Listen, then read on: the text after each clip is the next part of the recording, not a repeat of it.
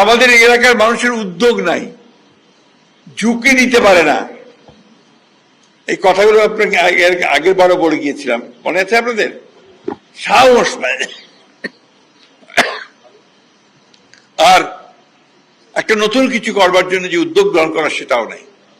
আমি সেই সূত্রে আপনাদের বলেছিলাম যে আমাদের এই দেশের এই অঞ্চলের মানুষ দেখবেন বাইরে যেতে চায় না,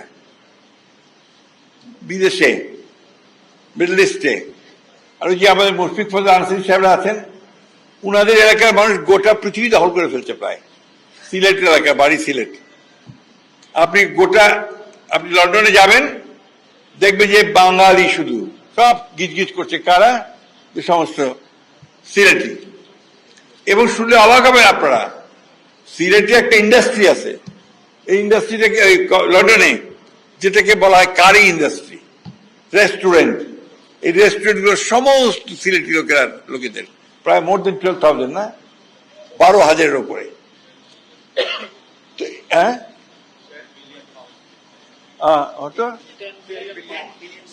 10 বিলিয়ন পাউন্ডসের একটা ইন্ডাস্ট্রি। এখানে আরো একজন আছেন, কানাডায় থাকেন, ফয়সাল সাহেব, উনিও সিলেট বাড়ি।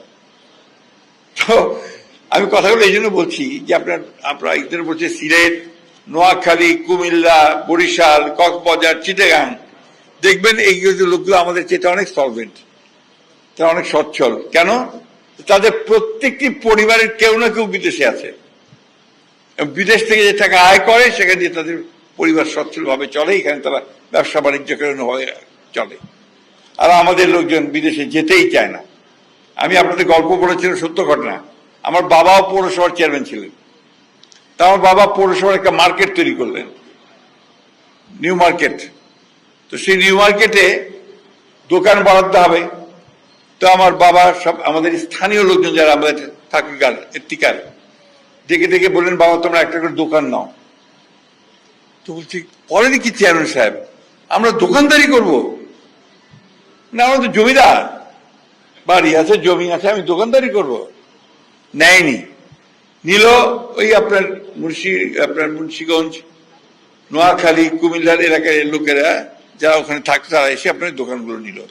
এখন ঠাকুরগাঁতে তারা সবচেয়ে বড় ধনী লোক।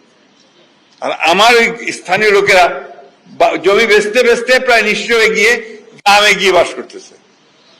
আমি কথাটা এই জন্য বললাম আপনাদেরকে যে উদ্যোগ লাগবে, ভবিষ্যৎ চিন্তা লাগবে, সাহস লাগবে, তাহলে আমরা এগিয়ে যেতে পারবো। রংপুরের লোকেরা আমরা সবসময় পিছিয়ে পড়া। কেন পিছিয়ে পড়া? আমরা তো সঠিক জিনিসটাই বুঝি না। যখন বিএনপি গভর্নমেন্ট আসবে তখন আপনারা করবেন জাতীয় পার্টি, যখন বিএনপি গভর্নমেন্ট আসবে তখন আপনারা করবেন জামাত। তাহলে কেমন হবে? পাবেন কেমন?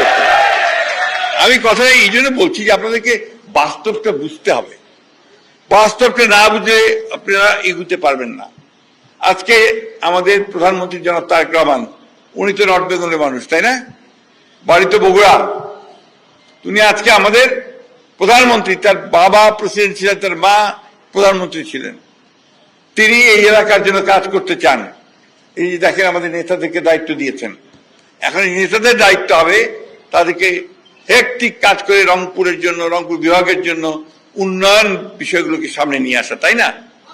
আমি পরপর 2বার কেন আসলাম, আমি প্রোগ্রামটাতে কেন আসছি? একটা হচ্ছে যে মুশফিক যেহেতু আমার খুব প্রিয়, সে বলাতে আমি সাথে সাথে আমি ওনাদের চিনতাম না, আমি রাজি হয়ে গেছি।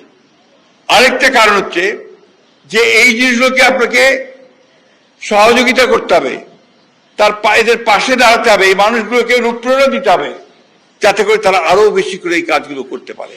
আর আপনাদের এখানে রংপুরের আসা মানেই আপনি আমার এলাকায় আসা, তাই না? তো এই জন্যই আমি বলছি যে আপনাদেরকে নিজেদের পায়ে নিজেরা দাঁড়াতে হবে এবং সেই দাঁড়ানোর চেষ্টা করতে হবে।